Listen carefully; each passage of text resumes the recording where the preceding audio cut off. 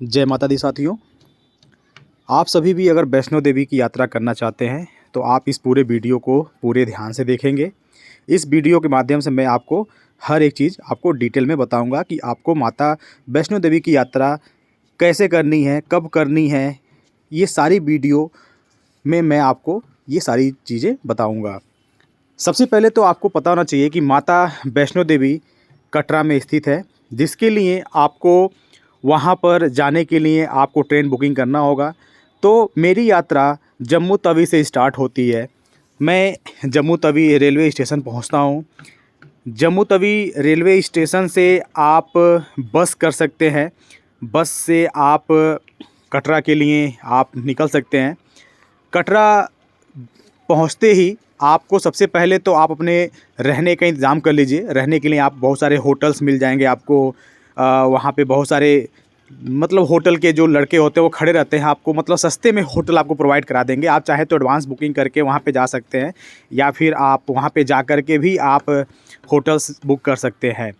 तो मेरी यात्रा जम्मू तवी से स्टार्ट होती है बस से। देखिए मैं बस से मतलब यात्रा कर रहा हूँ। बस से यात्रा करने का मतलब सबसे अच्छी बात यह है कि आपको रास्ते में 2-4 टनल मिलेंगे जिसको आपको देखने का मौका मिलेगा। बस से जो सुंदर दृश्य दिखाई देता है उसका एक अद्भुत ही नज़ारा होता है। तो हमने अपनी यात्रा जम्मू तावी से स्टार्ट किया बस से, और बस से हम अब पहुंच रहे हैं कटरा। कटरा जाकर के सबसे पहले हम अपने रूम, अपने जो होटल है मैंने बुक किया हुआ है ऑनलाइन, मैंने होटल बुक किए हुए हैं, उसमें जाकर के हम थोड़ा सा करेंगे आराम। आराम करने के बाद हम पूरी जानकारी लेंगे वहाँ पर कि कैसे RFID कार्ड बनवाना है, क्या करना है, फिर उसके बाद हमारी यात्रा शुरू होगी। तो आप देख सकते होंगे कितना सुंदर नज़ारा है। ये टनल के माध्यम से होते हुए जो रास्ता जा रहा है आप देख सकते होंगे। इतना सुंदर दृश्य है कि हम इसके बारे में आपको बता नहीं सकते। बस एक कल्पना आप कर सकते हैं इस वीडियो के माध्यम से, लेकिन वहाँ पर जाने के बाद आपको एक अलग ही एहसास होगा, एक अलग तरह का मतलब अनोखा दृश्य आपको देखने को मिलेगा। माता रानी की कृपा आप सब पे बने। आप भी माता रानी के चरणों में जाएं, दर्शन करें, क्योंकि माँ कहते हैं ना कि माता का बुलावा जिसको आता है वह माता के दरबार में ज़रूर पहुंच जाता है। तो ये सारे दृश्य आप देख रहे होंगे, कितना अद्भुत ये नज़ारा है। ये सारे ब्रिज बने हुए हैं जो कि टनल से होते हुए निकल रहे हैं ये। तो बोलिए जय माता दी।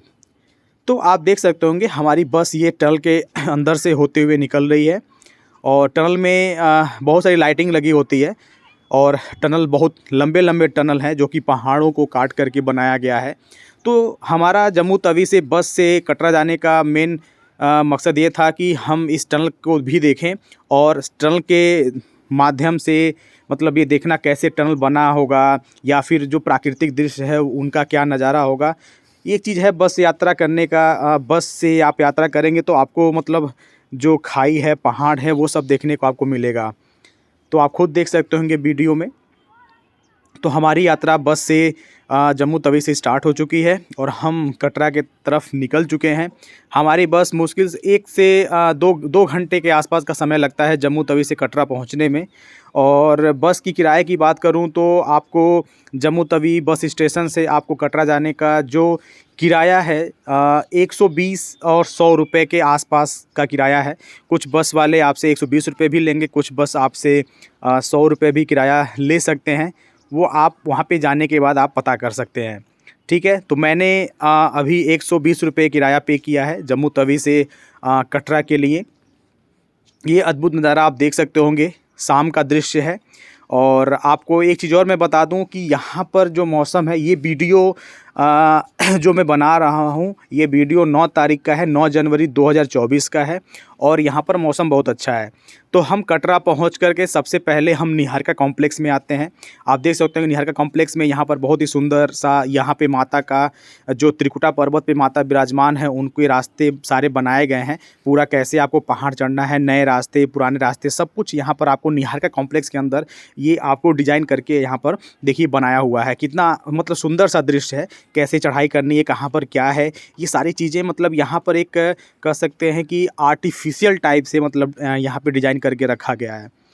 आप निहारिका से आप अपने मतलब भवन के लिए और क्या कहते हैं ये अर्धकुंवारी के लिए आप रूम बुकिंग कर सकते हैं, जिसके लिए आपको सुबह सुबह 5 बजे जाकर लाइन लगाना होगा और 6 बजे आपको मतलब बुकिंग आपको मिल जाएगी। फिर उसके बाद उसी के बगल में आपको यात्रा पर्ची से आप RFID कार्ड बनवा सकते हैं अपना आधार कार्ड दिखा करके, उसके अलावा और कुछ नहीं लगेगा। और मैंने ये सारी प्रक्रिया पूरी कर ली है। मैंने अर्धकुंवारी पे अपना रूम बुकिंग कर लिया है, भवन पे मैंने अपना डॉर्मेट्री बुकिंग कर लिया है। अब मेरी यात्रा शुरू हो रही है। ठीक है, चेक पोस्ट से आपको RFID कार्ड दिखा करके आपको निकलना होता है। आप देख सकते होंगे हम यात्रा अपनी सुबह सुबह स्टार्ट कर रहे हैं। आपको अभी अंधेरा दिख रहा होगा, अभी मतलब मॉर्निंग नहीं हुई है, सुबह का दृश्य है। करीब आप सुबह के 6:30 बज रहे हैं और हमारी यात्रा स्टार्ट हो चुकी है। यहाँ बगल में आप देखिए, यहाँ पे पालकी वालों का रखा हुआ है। जो बुजुर्ग होते हैं, जो लोग चलने में सक्षम होते हैं, उनके लिए घोड़े पालकी की भी यहाँ पे व्यवस्था है। उनकी अलग अलग रेट हैं, आप उनसे बात करके अपना यात्रा मतलब पालकी और या फिर घोड़े से भी आप शुरू कर सकते हैं। यहाँ पर रास्ते में आपको सबसे पहले पड़ेगा बाणगंगा। जैसा कि आपको पता है कि बाणगंगा पे ही माता ने अपने बाल धोए थे और हनुमान जी की प्यास बुझाने के लिए यहाँ पर गंगा जी को उत्पन्न किया था। तो बाणगंगा को बाल गंगा के नाम से भी जाना जाता है। और यहाँ पर लोग आते हैं, सबसे पहले यहाँ पे स्नान करते हैं या फिर पानी अपने शरीर पे मतलब छिड़काव करके यहाँ से अपनी यात्रा को शुरू करते हैं। यहाँ पे महिलाओं के लिए अलग अलग मतलब बाथिंग भी बने हुए हैं, जहाँ पर वो स्नान करने और अपने कपड़े चेंज कर सकते हैं। तो बहुत ही अच्छी व्यवस्था की गई है। यहीं थोड़े से ऊपर और आएंगे तो आपको एक और अलग स्नान घर आपको मिलेगा। यहाँ का भी नज़ारा आपको बहुत ही सुंदर देखने को मिलेगा। यहाँ पे झरने आपको देखने को मिलेंगे। यहाँ पर बहुत सारी भीड़ होती हैं, लेकिन हम सुबह सुबह पहुँचे हैं तो अभी हमको उतनी भीड़ नहीं दिख रही है। लेकिन यहाँ का जो नज़ारा होता है वो बहुत ही अच्छा होता है। और सबसे बड़ी बात आपको बता दूं कि यहाँ पर अभी ठंड का कोई बहुत असर नहीं है। मुझे तो कोई ठंड बहुत फील नहीं हुई है। हम तो सुबह सुबह जब उठे तो बहुत ठंड लग रही थी, लेकिन हमने जैकेट पहना होना जब हमने चढ़ाई शुरू की तो मुझे पसीना सा होने लगा, क्योंकि यहाँ पर धूप निकलना बहुत अच्छा। चलिए, इस स्नान घर से हम आगे बढ़े, हमने चरण पादुका की तरफ हम पहुँच आए हैं। चरण पादुका, जहाँ पर माता के चरणों का मतलब कह सकते हैं कि हम दर्शन करते हैं। चरण पादुका रास्ते में बाणगंगा के बाद पड़ता है आपका, तो माता चरण पादुका के हम दर्शन करके अब हम आगे बढ़ेंगे और आगे बढ़ते चलेंगे। हम अर्धकुंवारी के लिए पहुंचेंगे। रास्ते में हम आपको सुंदर सुंदर दृश्य दिखा रहे। देखिए ऊपर से आपको एक कटरा जो शहर है वो कैसा दिखाई दे रहा है। ऊपर से कटरा शहर बहुत ही मतलब छोटे छोटे मतलब घर दिखाई दे रहे हैं। उसका अद्भुत एक नज़ारा है। प्राकृतिक दृश्यों से सुबह हो चुकी है। धूप आप देख रहे होंगे, हल्का हल्का धूप यहाँ निकल आया है। आपको मैं फिर से एक बार रिपीट कर दूँ कि मैं ये जो वीडियो आप बना रहा हूँ, ये वीडियो आपको 10 जनवरी 2024 का है। 10 जनवरी का वीडियो है। आप देख सकते होंगे कि यहाँ पर कितनी अच्छी धूप निकली है। और बता दूं कि स्नोफॉल के बारे में अगर मैं बताऊं तो यहाँ पे किसी प्रकार का अभी स्नोफॉल होने की कोई आशंका नहीं है। ठीक है, तो बहुत सारे वीडियो में आपको मतलब स्नोफॉल दिखाए जा रहे हैं कि माता रानी के दरबार में भवन में स्नोफॉल हो रहा है, तो ऐसा कुछ नहीं है। अभी स्नोफॉल कहीं नहीं हुआ है। पटनी टॉप में ये आपका मत्था टॉप जो है आपका, वहाँ पर भी अभी कोई बर्फ़बारी नहीं हुई है। तो आप बाकी वीडियो से बचें। ये देखिए रास्ते में ढोल नगाड़े बजते हुए, माता की जयकार लगाते हुए लोग आगे बढ़ रहे हैं। हम भी साथ में चल रहे हैं। ठीक है, तो बोलिए इसी बात पे जय माता दी। हाँ, हमारी यात्रा शुरू हो रही है। चलते चलते हम एकदम से थक जाते हैं और हर 100 मीटर पे हम लोगों को बैठना पड़ जाता था। और हाँ, एक चीज़ है, यहाँ पे जगह जगह पे आपको गर्म पानी, ठंडा पानी और नॉर्मल पानी आपको ज़रूर मिलेगा। श्राइन बोर्ड की तरफ से वहाँ पे सारी व्यवस्थाएं की गई हैं। और दूसरी बात तो मैं आपको बताना चाहूँगा कि आप अपनी यात्रा के दौरान एक चीज़ ध्यान रखें कि कभी सीढ़ी का यूज़ ना करें। ऊपर चढ़ाई करने के दौरान आप सीढ़ियों से ना चढ़ें, क्योंकि सीढ़ियों से चढ़ने के समय आपके पैर में ज़्यादा दर्द हो सकता है और आपकी चढ़ाई करने की जो मतलब का क्षमता है वो कम हो जाएगी। तो मैं आपको सजेस्ट करूँगा कि आप सीढ़ियों से ना जाएं। आप जो रास्ते बने हुए हैं उसके रास्ते से जाएं। जैसे रास्ते दिख रहा है आपको, इस रास्ते का ही आप यूज करें। सीढ़ियों का इस्तेमाल बिल्कुल ना करें। हाँ, उतरते समय आप सीढ़ियों का इस्तेमाल कर सकते हैं, क्योंकि उतरते समय सीढ़ियों से उतरेंगे तो आपके पैरों पे उतना जोर नहीं पड़ेगा। यह सुंदर दृश्य आपको दिखाई दे रहा होगा। ये एक अद्भुत नज़ारा है। और अब हम अर्धकुंवारी पहुंचने ही वाले हैं। आपको दिख सकता है रास्ते में बहुत सारे विश्राम भवन भी हैं, बने हुए हैं और शौचालय व्यवस्था है। हाँ, हम चेहरे को आप देख सकते होंगे। ये है आपका डिस्पेंसरी की भी व्यवस्था है श्राइन बोर्ड की तरफ से। जो भी अगर व्यक्ति बीमार पड़ता है या फिर किसी को किसी प्रकार की कोई दिक्कत होती है तो आपको वहाँ पे इलाज मिल सकता है। तो हम अब यहाँ पे पहुँच चुके हैं अर्धकुंवारी, और यहाँ पर हम पहुँचते ही सबसे पहले हम यहाँ पे जो गर्भ गुफ़ा है उसका हम पर्ची कटाएंगे, क्योंकि गर्भ गुफ़ा की पर्ची कटाने के 18 घंटे या 12 घंटे के बाद की मतलब ये क्या कहते हैं मिलता है आपको, मतलब समय मिलेगा गर्भ गुफ़ा का दर्शन करने के लिए। तो ये अलग अलग होता है, कभी कभी तो 24 घंटे का मतलब वेटिंग चल रहा होता है। तो चलिए हम पर्ची कटवाएंगे और आपको बताएंगे कि कितने घंटे का वेटिंग इस समय चल रहा है।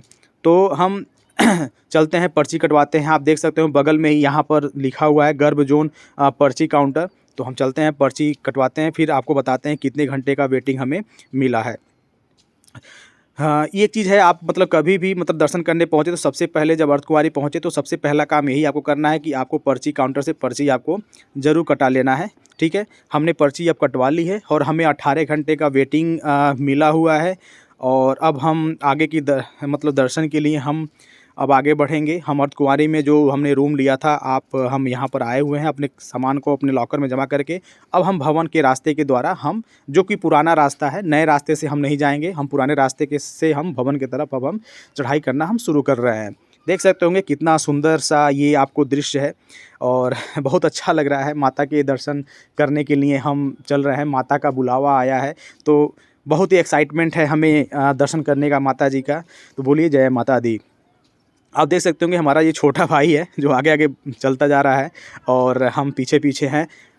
बहुत ज़्यादा मतलब चलने के दौरान सांस फूलने लगते हैं, तो रास्ते में थोड़ा थोड़ा हम लोग पानी पी रहे हैं। यहाँ रास्तों में मतलब यहाँ पत्थर रखे हुए हैं, आप सोच रहे होंगे ये क्या है, तो यहाँ पे लोग इन पत्थरों से अपना घर बनाते हैं। ऐसा माना जाता है कि यहाँ पर अपना घर बनाकर लोग माता रानी से यह दुआ करते हैं कि हमारी भी मतलब मनोकामना हम पूरा करिए, हमारा भी घर बनाइए। तो रास्ते में ऐसे ऐसे मतलब पत्थरों के लोग घर बनाते हैं। तो यहाँ पर हमारी मिसेज़ जो कि पत्थरों से अपना घर बनाते हुए हम लोग घर बना रहे हैं। ठीक है, और फिर अब रास्ते में हम लोग घर बनाते हुए हम लोग आगे की तरफ बढ़ेंगे। आगे का भी नज़ारा बहुत सुंदर है, चढ़ाई बहुत ही आराम से करना है। हमने भी सोचा चलो एक घर हम भी बना लेते हैं, तो हमने भी अपना एक घर बनाया। देख सकते होंगे पत्थरों को हम एक एक पत्थरों को ले करके एक के ऊपर एक पत्थर रख करके हम घर बना रहे हैं। ठीक है, तो बहुत ही अच्छा लगा ऐसे घर बना करके, एक बहुत ही मतलब अनुभव हुआ। ठीक है, जय माता दी। और अब इसी के साथ देखिए हमारा ये जो छोटा भाई है वो भी घर बनाने का विचार बना रहा है। तो अब इनके द्वारा भी घर बनाया जाएगा, फिर उसके बाद हम अपनी चढ़ाई आगे कंटिन्यू करेंगे। तो चलिए अब हम अपनी चढ़ाई शुरू करते हैं। तो बोलिए जय माता दी। सुबह का दृश्य है, हम सुबह करीब 5 बजे से ही पर्ची काउंटर पे हम लोग पहुंच गए थे निहारिका कॉम्प्लेक्स में, और वहाँ पे डोरमेट्री बुकिंग के बाद हमने RFID कार्ड हमने बना करके यात्रा शुरू की थी। और फिर निहारिका से हम लोगों ने पर्ची बनाने के बाद हम लोग जब चेक पोस्ट से हम लोग आगे बढ़े तो सुबह 7 बज रहे थे और 7 बजे से हमारी चढ़ाई शुरू हुई थी। और फिर उसके बाद हम पहुँचे अर्धकुंवारी पहुँचने में करीब करीब हमें 4 घंटे लग गए, क्योंकि चढ़ाई बहुत चढ़ाई थी और सांस फूल रहे थे रास्ते में। तो हम अर्धकुंवारी पहुँच करके अपना बैग वहाँ पे जमा करके पर्ची कटा करके गर्भ गुफा का हम लोग आगे बढ़े हैं। अब देखते हैं कितने बजे हम भवन पहुँचते हैं। भवन हम आगे बढ़ ही रहे हैं। जगह में आपको यहाँ पे रास्तों में आपको भोजनालय भी आपको मिल जाएगा। और आपको एक चीज़ बता दूँ मैं, चेक पोस्ट से जब आप आगे बढ़ेंगे तो आपको जो कि बहुत जगहों पे आपको लंगड़ में मतलब देखने को मिल जाएगा, जहाँ पे मतलब आपको मतलब भोजन कराया जाएगा। तो बहुत लोग उसका यूज़ करते हैं। गुलशन कुमार का भी भंडारा वहीं पे लगा होता है, चेक पोस्ट के जस्ट थोड़ा सा आगे आप आएंगे। फिर उसके बाद आप जब माता जी का दर्शन करके जब आप भैरव बाबा की दर्शन करने के लिए जाएंगे तो वहाँ भी आपको लंगर मिलेगा। देख सकते होंगे यात्रा अभी कितनी हम लोगों को करनी बाकी है। बहुत ही लंबा रास्ता है। यहाँ पर प्रीपेड काउंटर भी मतलब यहाँ पर बना हुआ है। पिट्ठू जो है मतलब जैसे जो आपको मतलब पीठ पे उठा करके ले जाएंगे, उसके देखिए यहाँ पे सारे रेट्स भी हैं। आप इसका स्क्रीनशॉट लेकर के आप देख सकते हैं। यात्रा के दौरान बीच में ये जो आपको हनुमान जी दिख रहे हैं, बंदर जो दिख रहे हैं रास्ते में, उनका थोड़ा सा अलग ही अपना होता है। आप अपने सामान को थोड़ा सा छुपा करके ले जाएं। हाथों में कोई चीज़ खाने पीने के जो पैकेट्स हैं उसको थोड़ा संभाल के अपने हाथों में रखें, क्योंकि ये हनुमान जी अपने आपके हाथों से ये सारी चीज़ें मतलब छीन सकते हैं, ले सकते हैं। और अब हम अपनी यात्रा करते हुए पहुंच गए हैं भवन पे। तो बोलिए इसी के साथ जय माता दी। हमारी यात्रा भवन तक की पूरी हुई और दोपहर के करीब 1 बज रहे हैं।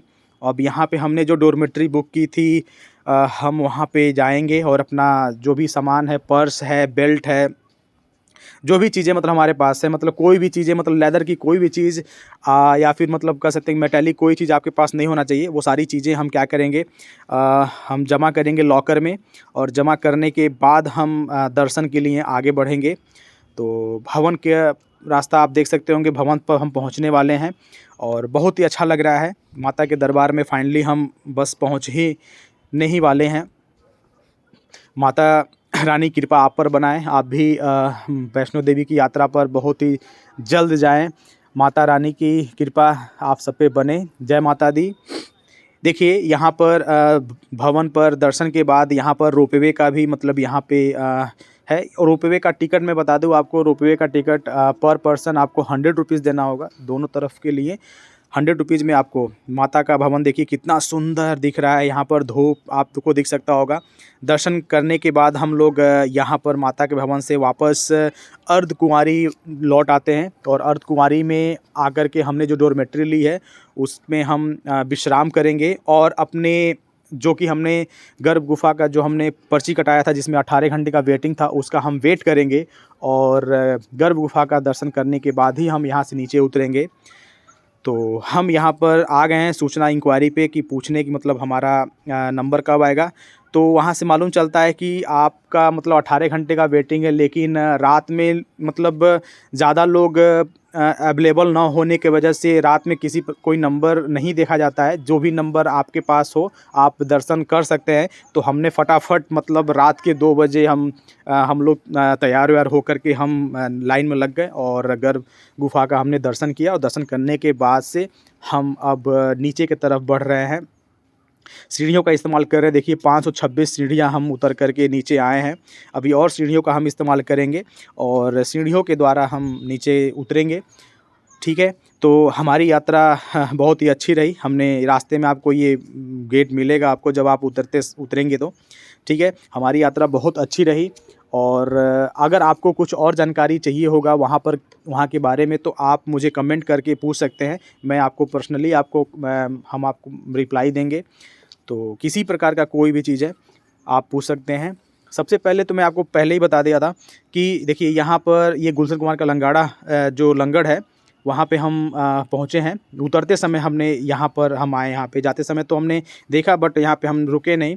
और उतरते समय हम अब यहाँ पे गुलशन कुमार के लंगड़ में हम पहुँचे हैं।